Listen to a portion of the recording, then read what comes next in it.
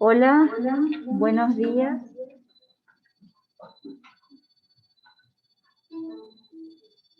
Soy la doctora Claudia Trejo.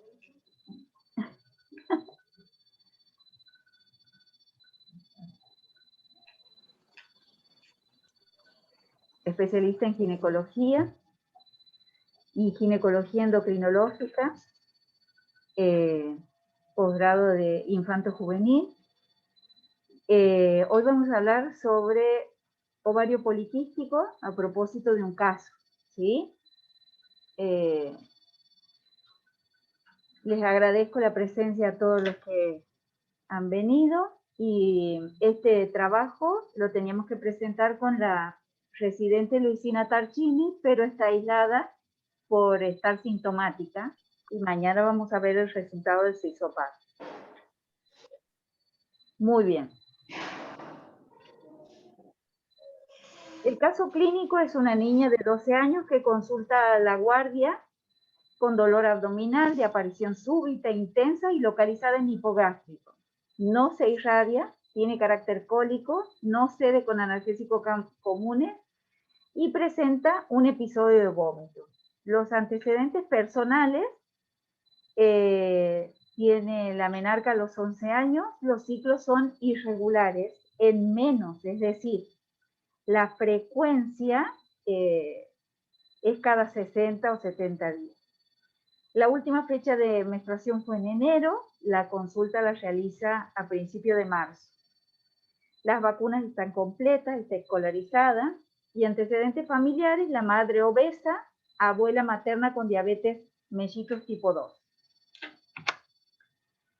Al examen físico se observa piel pálida, acné en rostro y miembros superiores, pecho y espalda. Se destaca hirsutismo en cara, tronco, y también en quijada. Fascia botagada, aspecto de luna llena, cuello cilíndrico, con presencia de acantosis nígricas en los pliegues y jiba dorsal. Hemodinámicamente estable, con buena mecánica respiratoria. La TA 110-60, el aparato gastrointestinal normal, mamas con un desarrollo de Turner grado 4 y pubis grado 4 también. Peso 84, talla 1,61, con un índice de masa corporal de 32, ¿sí? Acá les planteo el diagnóstico de la pediatra, ¿sí? Las hipótesis diagnósticas. Apendicitis, torsión de ovario, causa tumoral, embarazo ectópico y como causas médicas, infección urinaria, cólico renal, ovulación dolorosa o premenstruación y enfermedad inflamatoria pélvica. ¿Sí? Estos son los diagnósticos probables que ella se plantea. Al examen, ¿qué exámenes pide? Análisis de sangre, ecografía y tomografía.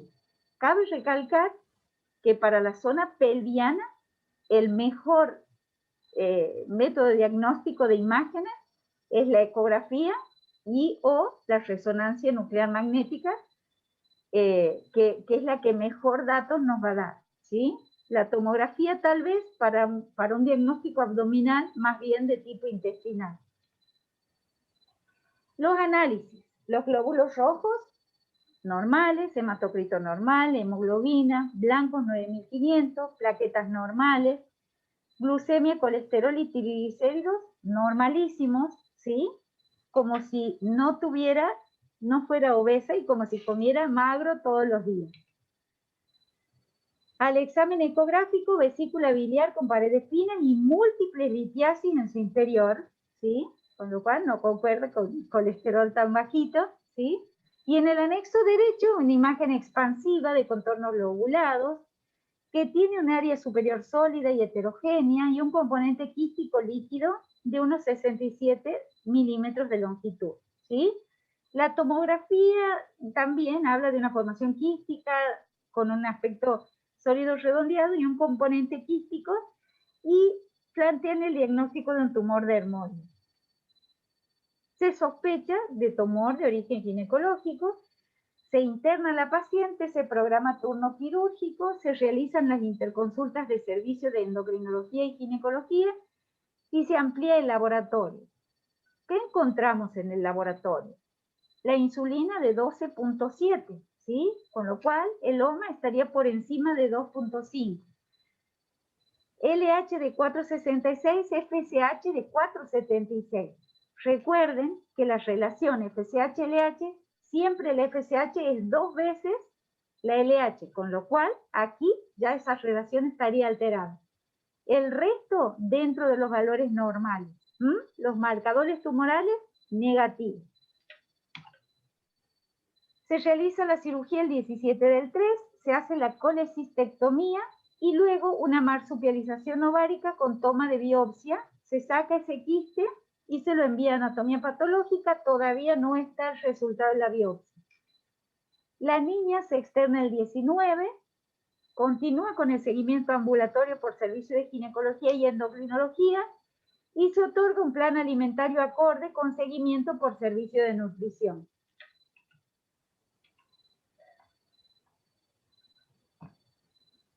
Entonces, aquí, justamente a propósito de este caso y por ser copiado de un montón de otros casos que están llegando a la guardia, ¿sí? De pacientes con estas características, obesas, con acantosis nígricans, con familiares obesos, etcétera, etcétera, es que trajimos a colación este Ateneo para hablar sobre poliquistosis ovárica, que dentro de los planteos diagnósticos no estuvo, ¿sí? Entonces es muy importante que tengamos en cuenta, mismo para el consultorio general, cuando viene por un dolor de garganta, cuando viene por un dolor de panza, o porque tiene un nodulito en la axila. Si vemos estas características, es importante que se encienda un semáforo amarillo y diga, a esta chiquita o a esta niña la tengo que derivar.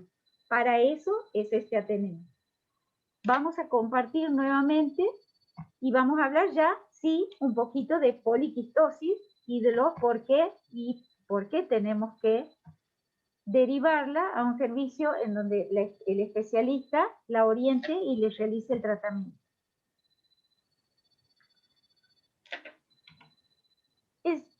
Este es el caso clínico. Perdón, me pico en el mismo caso clínico. Ahora vuelvo a compartir pantalla. Acá está. Poliquistosis ovárica.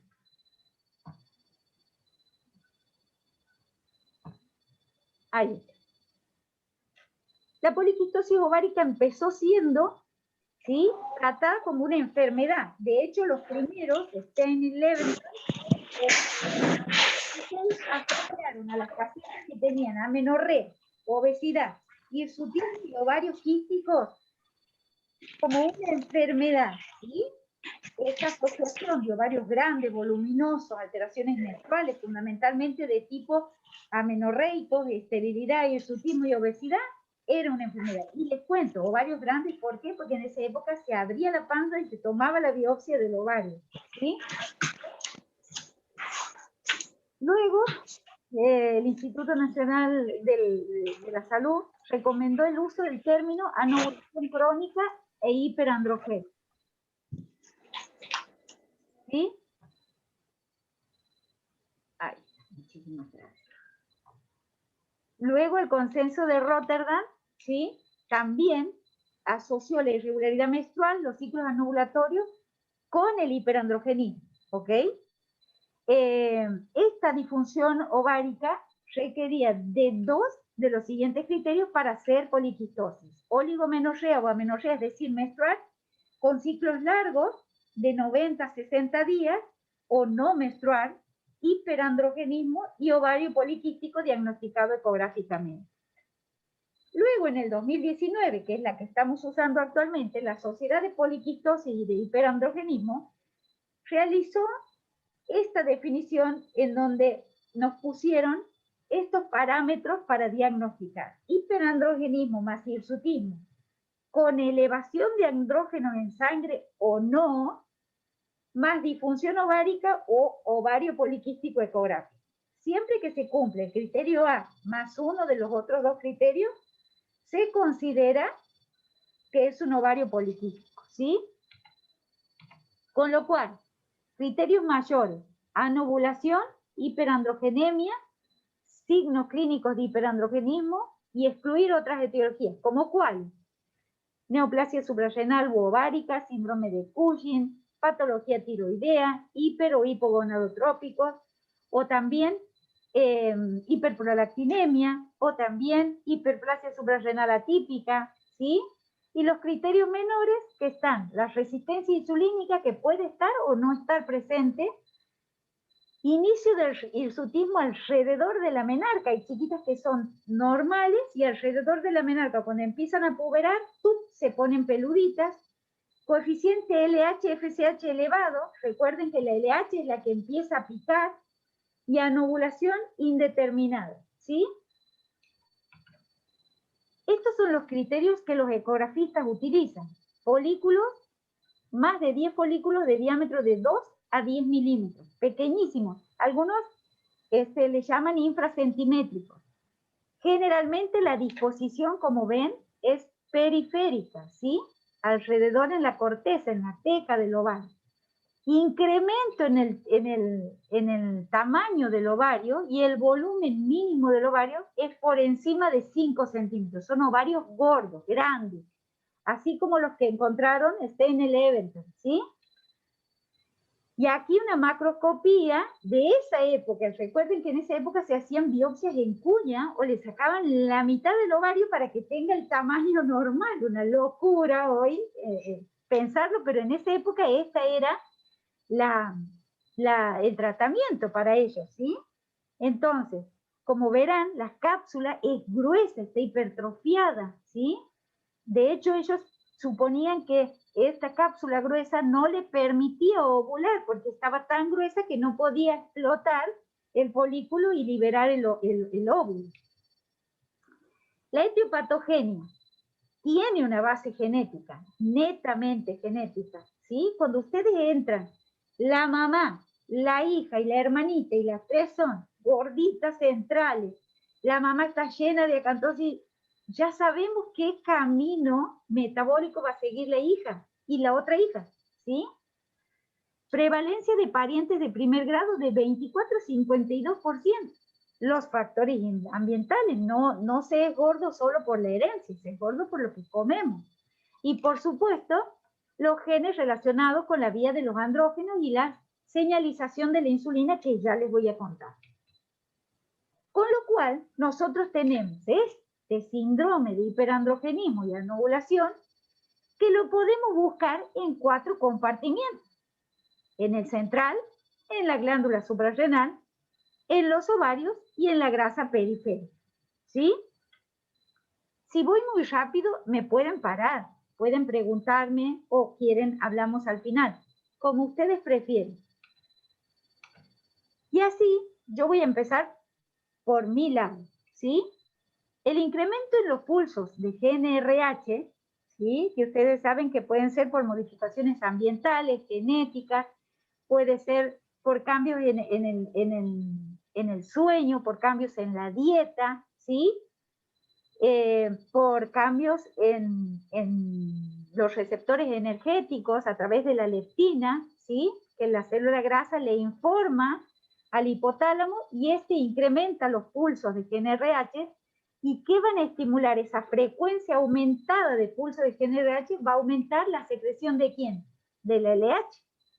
Pero estos pulsos aumentados no van a aumentar la secreción de FSH. Por lo tanto, se va a alterar el coeficiente, ¿sí? ¿Me siguen hasta ahí? Por lo cual, este aumento sostenido de LH va a impactar directamente en la esteroides ovárica. ¿Por qué? Porque el desarrollo folicular no va a ocurrir, debido a que la corteza se empieza a hipertrofiar y empieza a reclutar mayor cantidad de folículos. Por eso es que vemos eso en la ecografía. Al reclutarse mayor cantidad de folículos y empezar a llenarse de líquido, ese líquido es androstenediona. Aumenta la secreción de andrógenos intraováricos.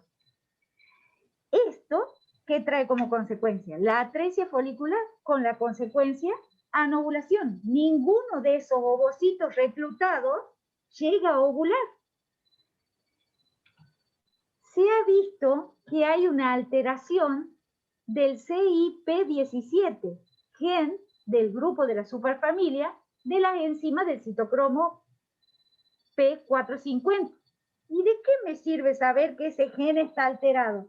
Porque el P450, esta superfamilia, es el que metaboliza y cataliza el colesterol y los otros lípidos. Ustedes saben que el metabolismo del colesterol se va hacia ¿dónde? Hacia los andrógenos. Genera androstenediona, 17, sulfato de hidroepiandrosterona, ¿sí? Con lo cual aumentan los andrógenos circulantes.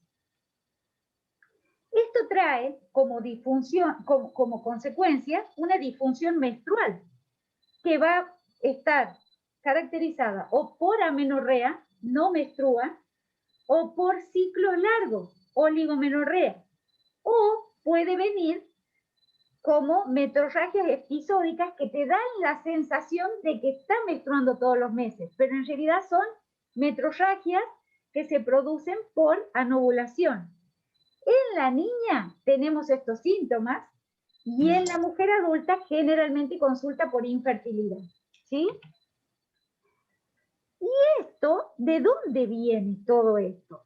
Les decía, de los factores desencadenantes, la adiposidad abdominal, ¿sí? El adipocito se hipertrofia y empieza a enviar señales. Ustedes saben que la grasa periférica es un órgano endocrino y empieza a emitir leptina, interleuquina, adiponectina, que van a estimular a nivel central al hipotálamo a, por un lado, generar el aumento en la frecuencia de la generación y además, a nivel de los órganos de las células dianas, a empezar a tener resistencia a la insulina, ¿sí?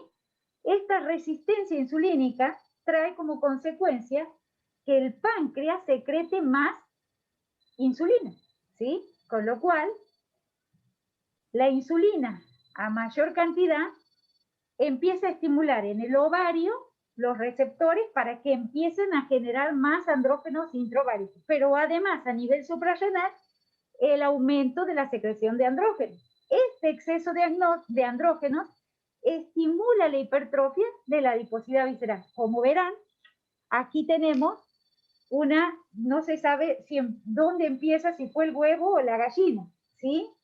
Aquí les explico también el tema de los receptores ováricos, que están hipertrofiados debido a la insulina, que actúa como una IGF-1, como el factor de crecimiento, se parecen mucho, con lo cual esto aumenta la síntesis de andrógenos. Pero además, la insulina a nivel del hígado, ¿qué hace? Inhibe la secreción de la SHBG, que es la proteína transportadora de andrógenos. Al no tener proteína transportadora de andrógenos, ¿quién anda libre y disponible para todos los tejidos? Los andrógenos, la testosterona, ¿sí? ¿Y quiénes aparecen aquí? La acantosis nigricans, ya la conocemos, es un fenómeno cutáneo caracterizado por la presencia de placas gruesas, color café grisáceo. ¿Y cómo se produce? ¿Y por qué se produce la acantosis? Justamente porque primero se ha visto que la insulina aumenta el crecimiento de los fibroblastos en los queratinocitos, pero además se lo ha asociado a una mutación del gen del receptor del factor de crecimiento de los fibroblastos. Es decir, también hay una alteración genética para estas chicas que tienen esta acantosis nigricans, ¿sí?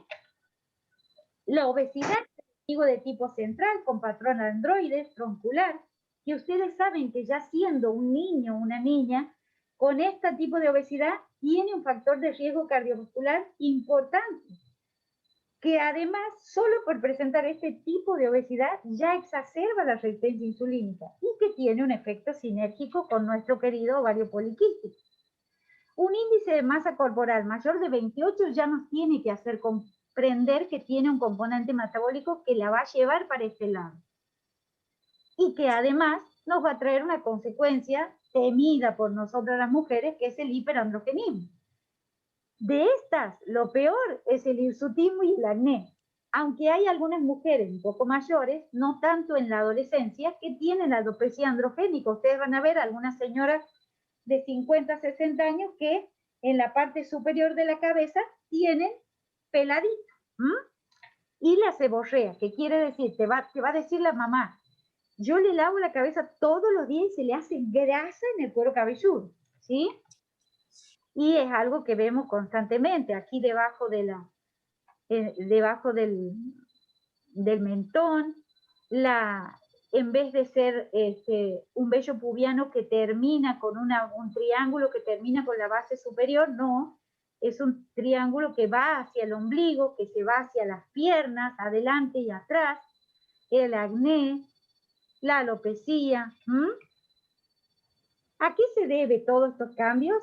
A una enzima, a la alfa-5 reductasa, que, por un lado, al haber andrógenos circulantes disponibles que andan por todo el cuerpito, la alfa-5 reductasa convierte la testosterona biodisponible en dihidrotestosterona, que es la que actúa en el folículo y produce la hipertrofia. Así que imagínense que no tiene escapatoria la pobre poliquistosis ovárica. El hiperandrogenismo tenemos que clasificar el hirsutismo, ¿sí? Y a través del score de Ferrigno, nosotros podemos clasificarlo. Cuando está por encima de 8, pensar en un hiperandrogenismo clínico, ¿sí? Y aquí del libro, que la verdad que hace años que estamos dando vueltas y no podemos determinar quién fue el primero. Si el huevo o la gallina, si el adipocito o el ovario, si es central o si es periférico, ¿sí? Que sí tenemos en cuenta que la disfunción menstrual, la acantosis, el hiperandrogenismo y la obesidad están presentes. Que vamos a buscar una amplitud de los pulsos de LH, ¿sí? Que va a haber o no aumento en la resistencia de la insulina, que la producción de la hormona transportadora de SHBG va a estar baja, que tiene un origen genético y que a mayor peso, mayor gravedad de las consecuencias. ¿Qué vamos a pedirle? ¿Qué laboratorios? Y los laboratorios de andrógenos, ¿sí? Pero no en todos los casos están altos los andrógenos. En un 50% los vamos a encontrar normales, como en la chiquita del caso clínico. Que tenemos que ver de qué lado viene más, si es del ovario o si es de las suprarrenales, la dihidroepiandrosterona y la 17-progesterona, ¿sí? Que la relación LH-FSH va a estar alterada, ¿sí? Y, por supuesto, descartar la otra parte, la parte de la tiroides, de la prolactina. Y el tratamiento. El primer escalón terapéutico del tratamiento son cambios en el estilo de vida. Bajar el 10% del índice de masa corporal y la restricción calórica.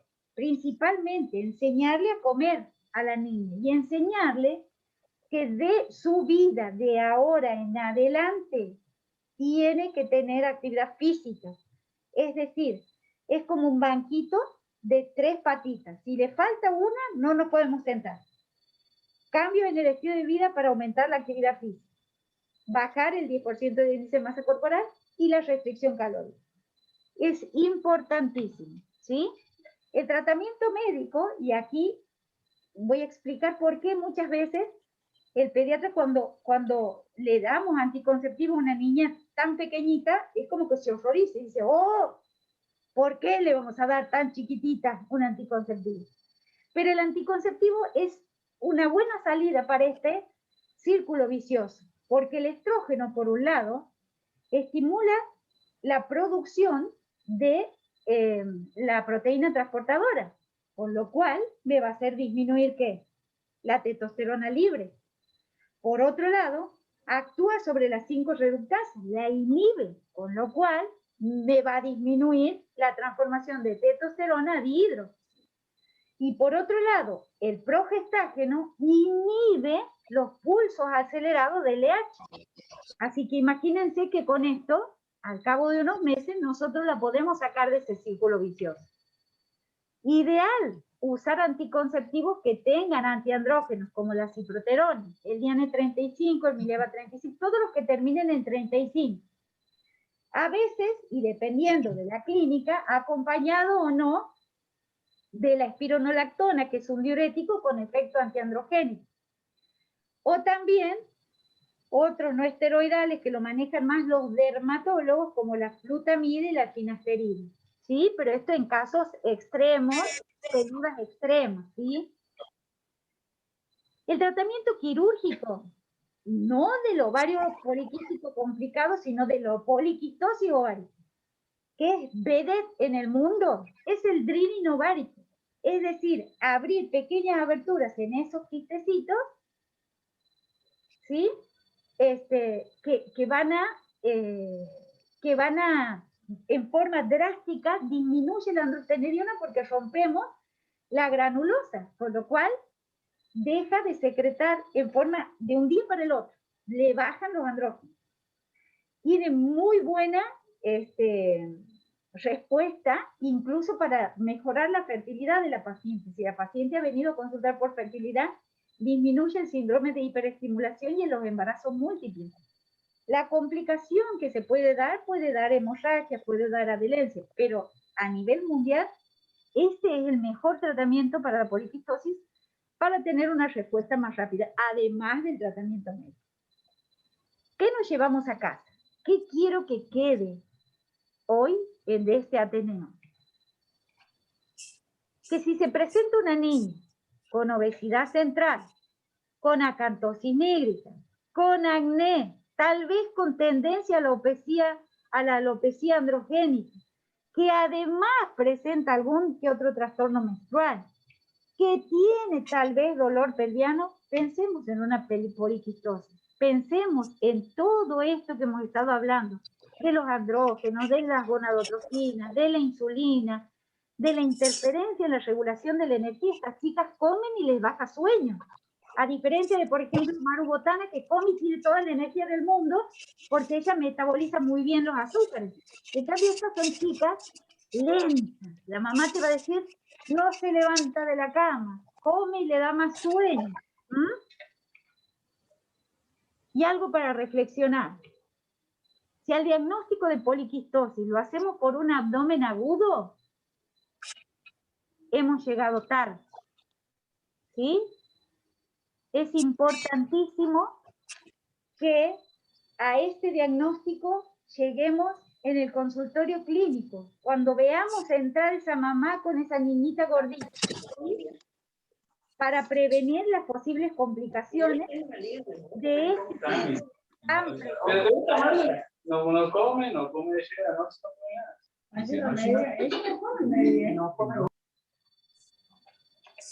¿Estamos? Bien. Los escucho. ¿Quieren hacer algún comentario? Ya sea por chat o ya sea con el micrófono.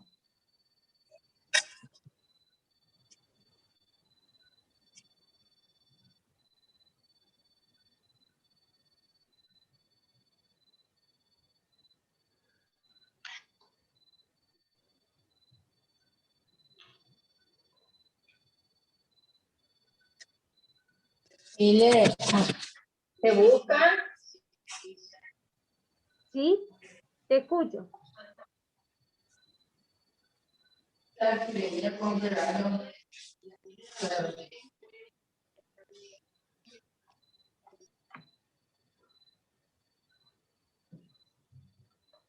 Bien, bien.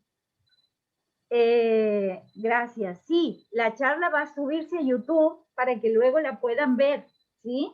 En el canal del CEPSI.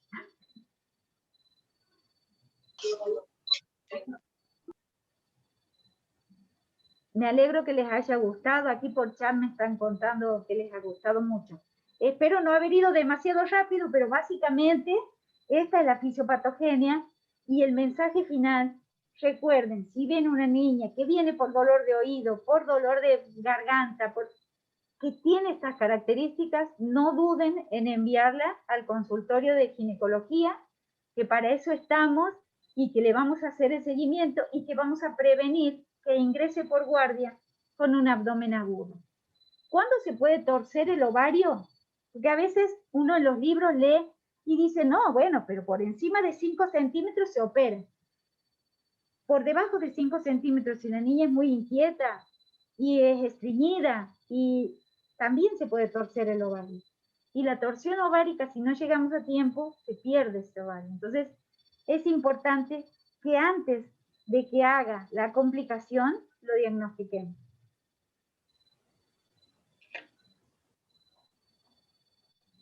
¿El tratamiento acertado puede ayudar a bajar el índice de masa corporal?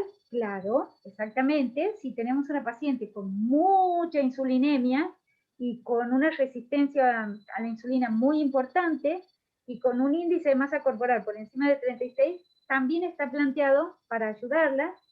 ¿Quién es el mejor quemador de grasa que tenemos en el mercado? La metformina, ¿sí? No le tenemos que tener miedo a la metformina. La metformina, la actividad física y la dieta es una forma excelente de bajar el índice de masa corporal.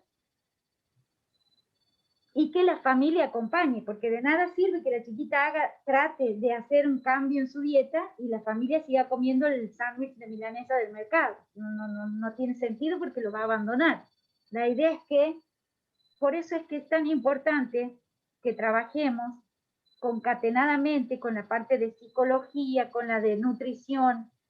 Aunque no parezca, la obesidad necesita el soporte psicológico, porque si no, tarde o temprano vuelve a caer, ¿sí?